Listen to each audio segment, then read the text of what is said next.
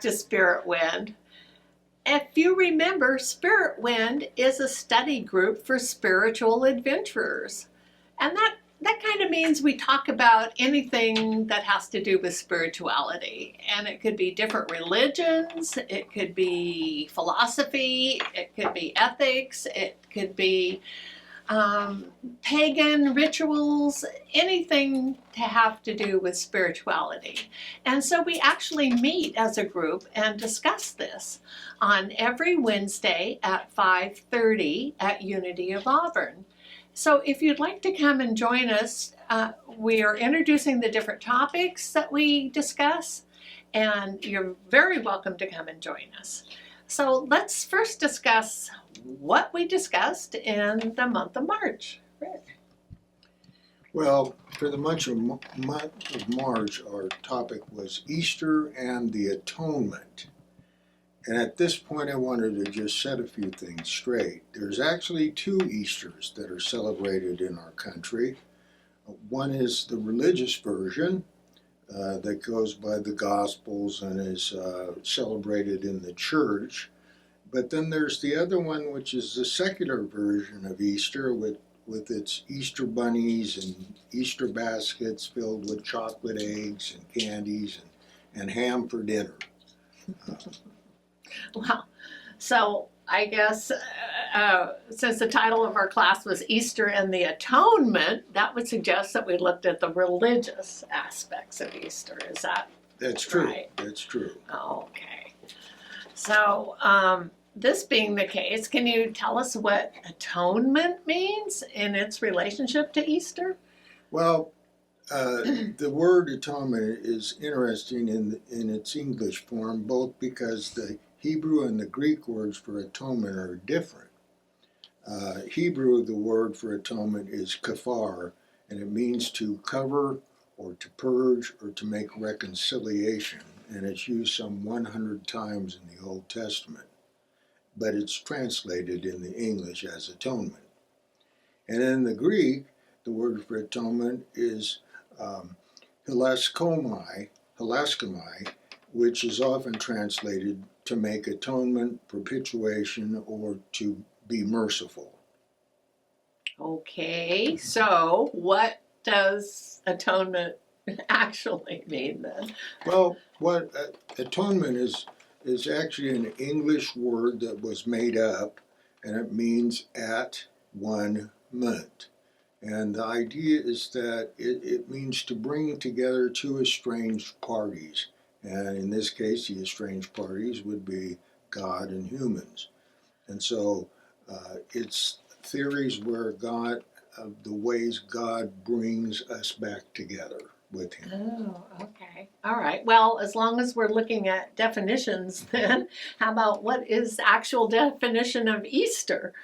What's interesting is in the King James Version of the Bible, the word Easter is actually used once in the New Testament in Acts 12, verse 4.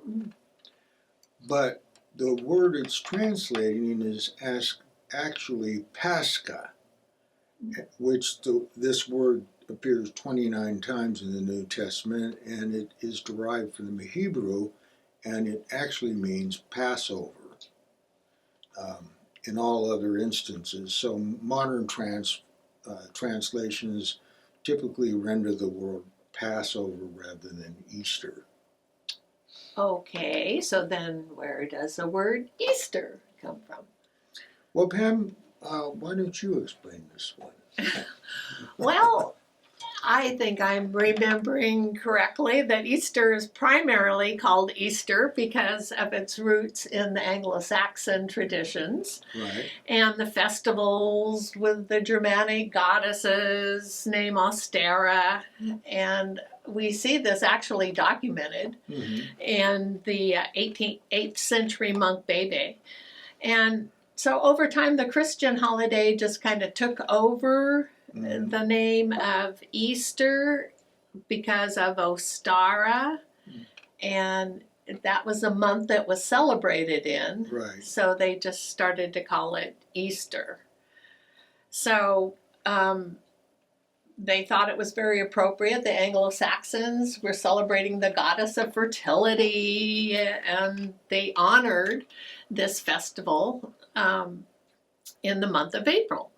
So that's how we kind of get to Ostara, meaning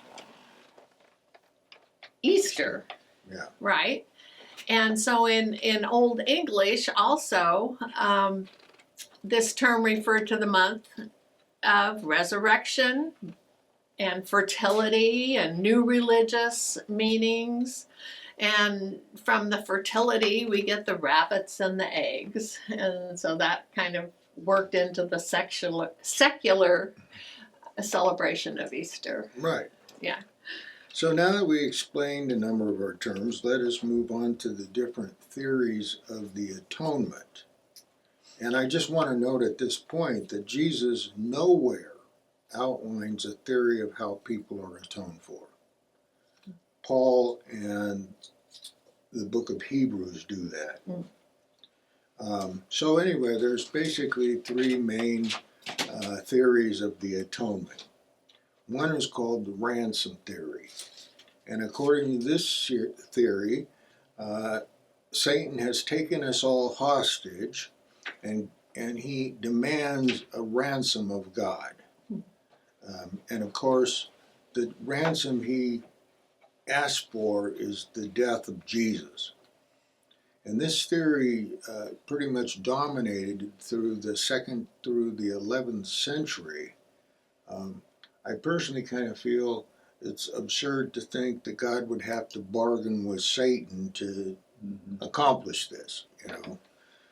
The second theory is called substitutionary atonement, and this was developed in the 11th century by St. Anselm. It states that Jesus was our substitute in death, so Jesus died the death we deserve so that we could live the eternal life that he deserved. And the third was called the moral influence theory, and this was also developed in the 11th century by Peter Abelard. Abelard was a younger contemporary of St. Anselm, and if you remember last month, he was the lover of Heloise. Oh, that's right. And this theory states that the significance about the cross was that it was a demonstration of God's love for us, a love that would not even spare his own son.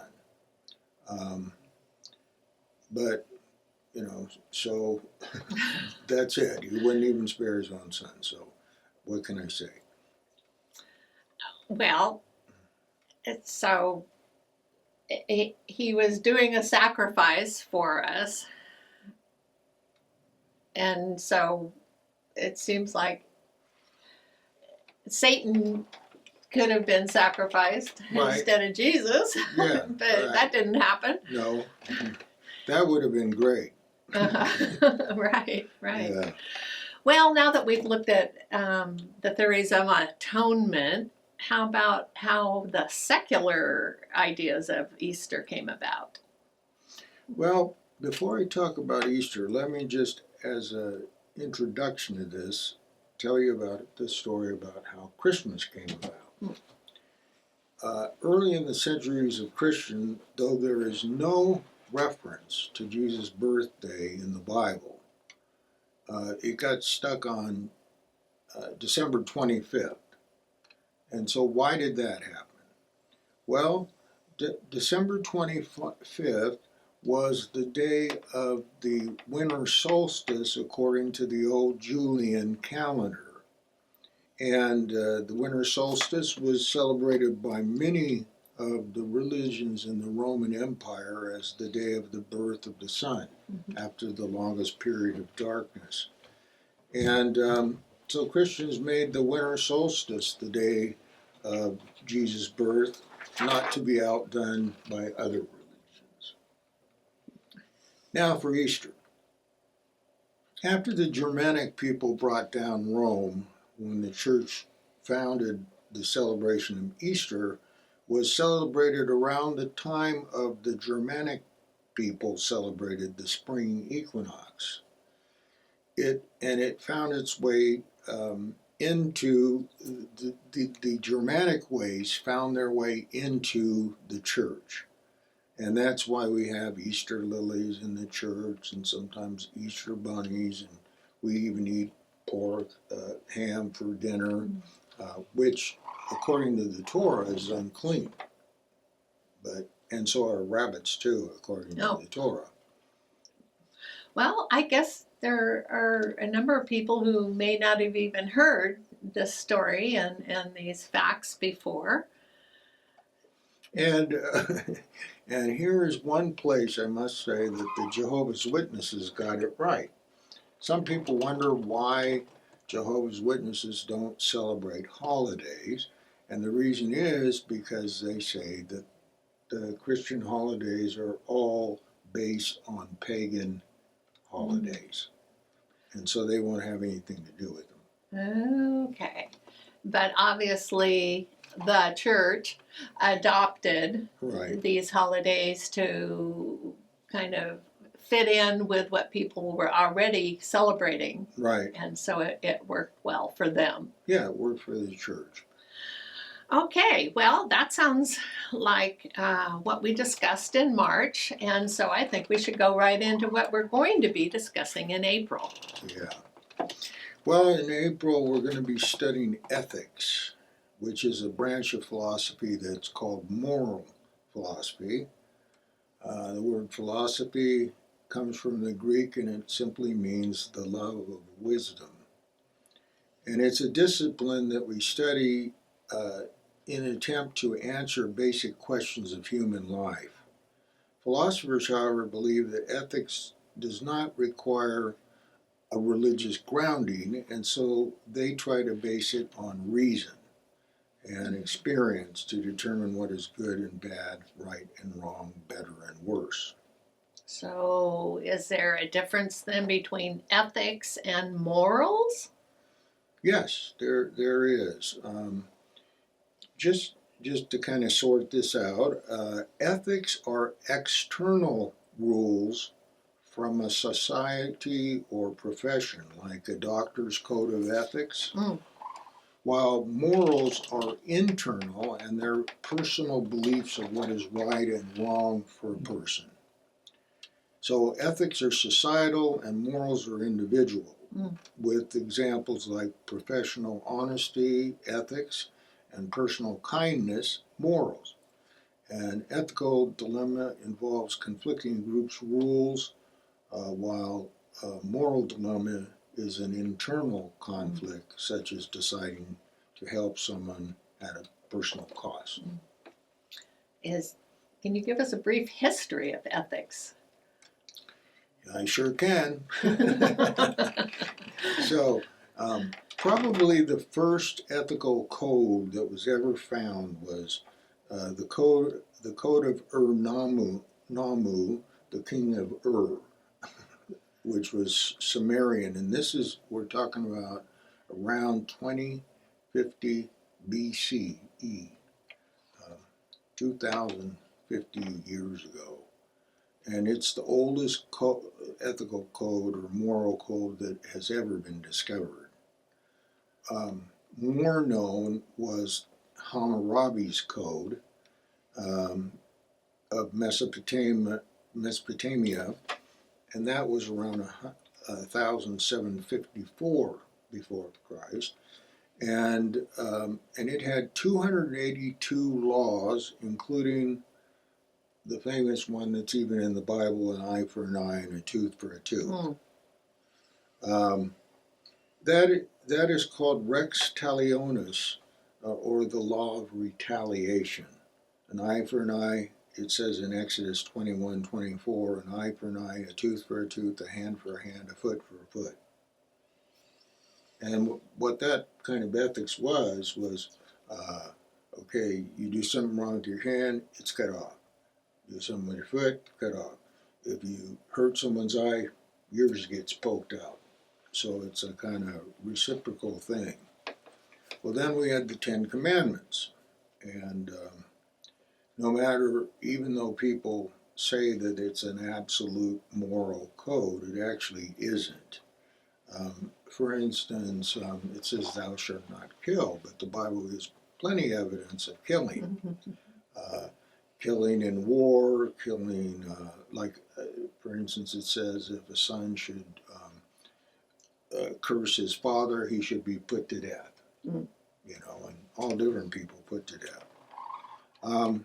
What's interesting, the Buddhist 5 precepts say basically what the moral part of the 10 Commandments does. It says, do not kill, do not steal, do not lie, do not practice sexual immorality, but it adds, do not take intoxicants, which is not in the 10 Commandments.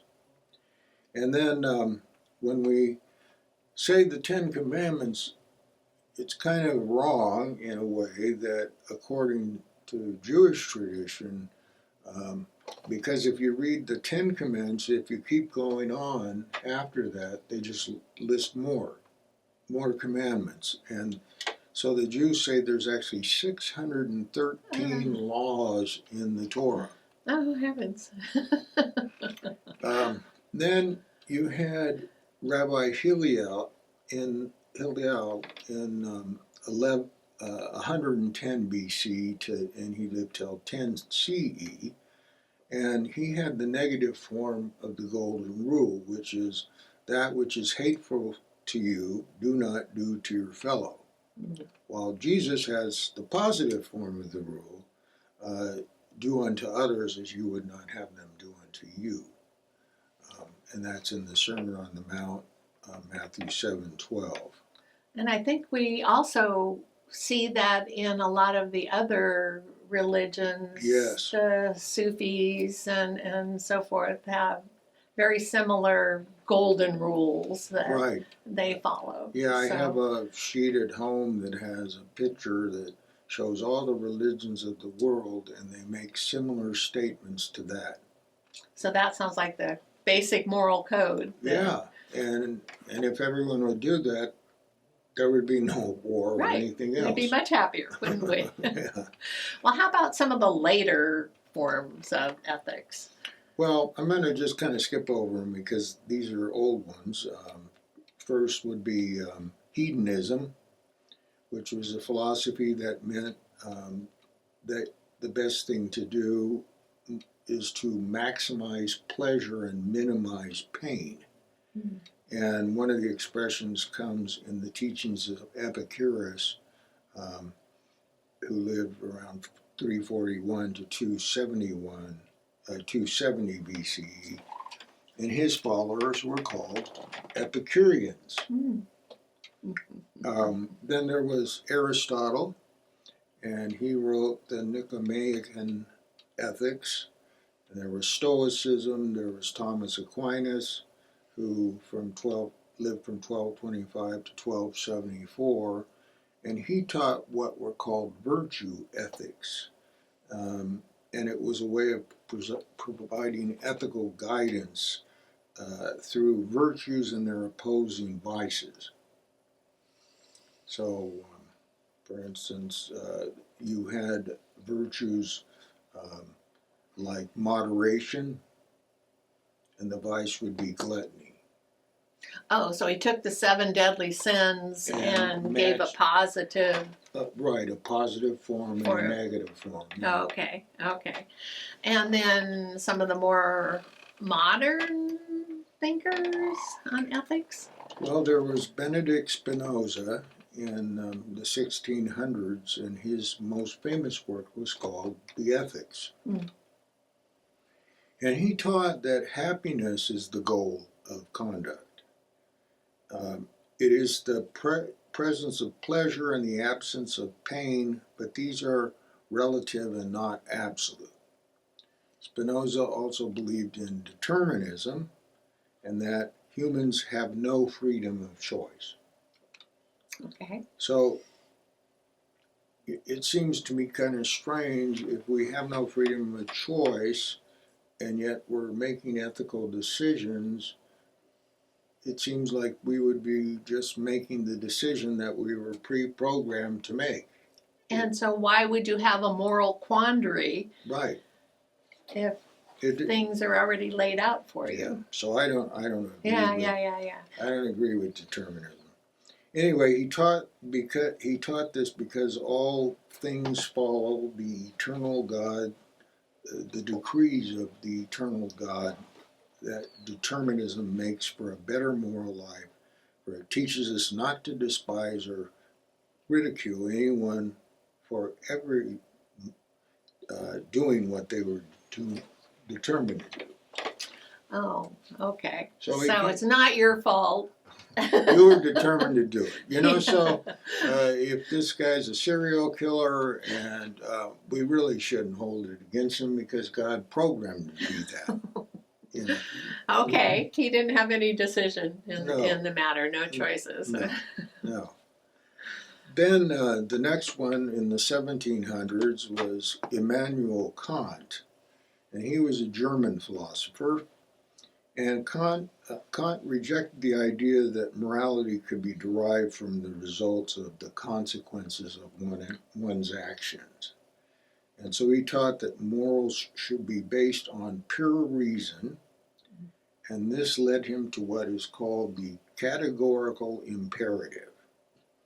And what the categorical imperative is, quote, act only according to that maxim whereby you can at the same time will that it should become a universal law. I think we need a Now, translation on that. I'll translate that in what he's trying to say. What he's saying is in anything you do, first think, would you want this to become a universal law? Oh. Like, for instance, if you feel like you're so mad you want to kill this guy, would you want that to become a universal law that anyone that was angry with someone could shoot people? You see? And he thought that if you would ask that question, it would stop all sorts of bad things from happening. Anyway, that was his his contribution. Okay. Then there was this radical guy from the United Kingdom that lived from the mid-1700s into the mid-1800s, and his name was Jeremy Bentham. He was a political reformer who had worked for the separation of church and state, equal rights for women, the right to divorce, the decriminalization of homosexual acts, the abolition of slavery, the abolition of the death penalty, and animal rights. And this is in the 1700s. Yes. Okay, so he was a little ahead of his time. He was way ahead of his time. So was he a popular guy or not? He actually was, because the college that he taught at, he taught philosophy at a college. It was one of the British colleges, and they made it deal that this seems absurd, that he would be there for every board meeting for as long as the university was there. So when he died, they stuffed his body, and they made a wax image of his head and put it on, and it sits there at the university in this little glass thing, so he can be there for all the meetings. Okay. That's got to be strange, you know. Well, I guess it's looking at him and deciding, wait a minute, he's watching us and what we're doing. Yeah. We better mind our P's and Q's. Right. We better think about what he thought about. Well, Yeah. he and another philosopher whose name was John Stuart Mill, the two of them came up with an ethical system that they called utilitarianism. Now, Mill was a British philosopher, a political economist, and a civil servant. He worked for freedom of speech, women's rights, and the abolition of slavery in America. And what utilitarian was simply the greatest good for the greatest number of people. That sounds pretty logical. It sounds logical. You're kind of the one out if you're in a minority, because you don't get it included. Well, that's Yeah. Kind of a majority rule society at this point, I Yeah. think, anyway. So, yeah. The next one is a guy named William James. He was the brother of Henry James, the author, the novelist. Mm-hmm. And this guy was really something. He taught philosophy and psychology both at Harvard and lived from 1842 to 1910. Okay. And he taught, his philosophy was called pragmatism, which he meant the way of doing things should be based on specific situations rather on theories or ideas. Mm-hmm. In other words, do it in a way that is practical. So for each circumstance, you would just look at it and see what makes the most sense in Okay. dealing with it. Okay.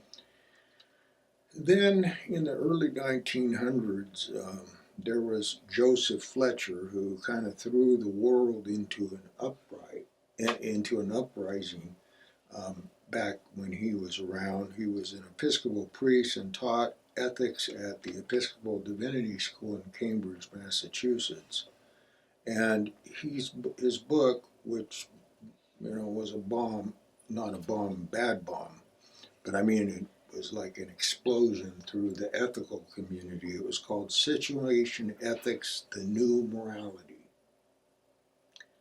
Oh. So situation ethics, it says situation ethics were a mode of ethics that were determined by the situation and not by a divine command or some unchanging ethical code.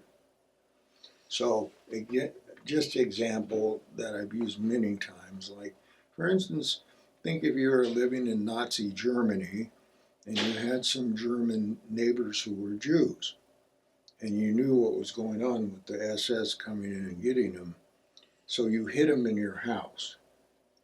If the SS came to your door and said, "Are you harboring Jews?" should you tell the truth?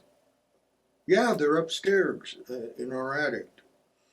Or you say, you lie and say, no, there's no Jews here. Fletcher would say, you lie, because in this situation it's the best thing to do for everyone concerned. Mm-hmm. Then there was kind of a radical Lutheran minister in Germany named Dietrich Bonhoeffer. He lived from 1906 to 1945. And the fact that he lived till 1945 is significant. He was a pastor, a theologian, and an anti-Nazi dissident. And among the books, he wrote a bunch of books, and one of the ones that he never finished was his ethics. He was writing a book on ethics. And so he became convinced that the most ethical thing to do to end what was happening in Nazi Germany was to kill Hitler. And so he actually was involved in a plot to blow him up, which turned out it didn't kill Hitler, and all it did was got him thrown into a concentration camp, and he was killed, put to death just as before the Allied forces liberated that place. So here's a Lutheran pastor determining that ethically it's best to end the situation that's happening by killing someone. Right. And then one quick last one, I'll just throw this in. Sam Harris, who's an atheist, was born in 1967 and he wrote a PhD dissertation at UCLA called The Moral Landscape, How Science Can Determine Human Values. I read the whole thing, and he thinks it's a third path between those who say morality is subjective and those who say it's given by God. And he tries to say that science can prove what is morally right and wrong. And I I thought it was absurd what he said. Well, it sounds like we have a lot to discuss in Yeah. April on ethics, and especially all of these very interesting philosophies that these writers have come up with. Yeah. So I look forward to that, and I invite everyone to join us on Wednesdays at 5:30 at Unity of Auburn, 1212 High Street. Come. It's free. Join in the discussion. Bring your thoughts. Bring your favorite moral code or philosopher and join with us. Thank you very much. And thank you, Rick. Thank you.